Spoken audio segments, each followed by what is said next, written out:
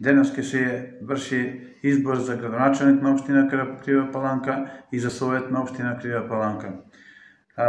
Јас го оствари своето право, меѓутоа за жал некои членови од моето семејство не го остварија своето право за гласање, бидејќи после 30 години ги нема на избирачкиот список.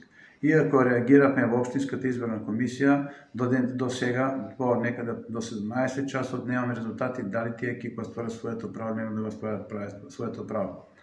Јас го подпишав кодексот за фер и коректни избори, меѓутоа при самото подпишување кажав дека нити очекувам, нити се надевам дека овие избори ќе бидат фер и коректни. И тоа моје остварување, моите предпоставки се остварија дека изборите не се баш најкоректни, иако веќе цели 30 години се бориме изборите да бидат фер, коректни, без притисок, без уцени, без лажни ветувања, меѓутоа за жал и до ден денеска граѓаните се подложни на тие лажни ветувања, лажни уцени и така натаму.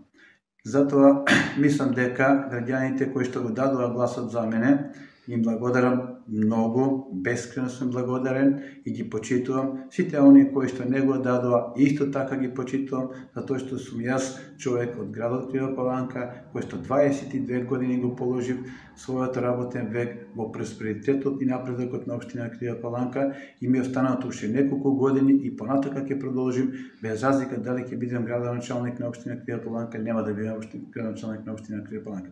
Се надевам дека советот, нашата листа ќе освои доволно број на мандати кој што ќе биде коректив на досегашното владење, без разлика дали тоа било од ВМРО да помине од Социјалдемократскиот сојуз.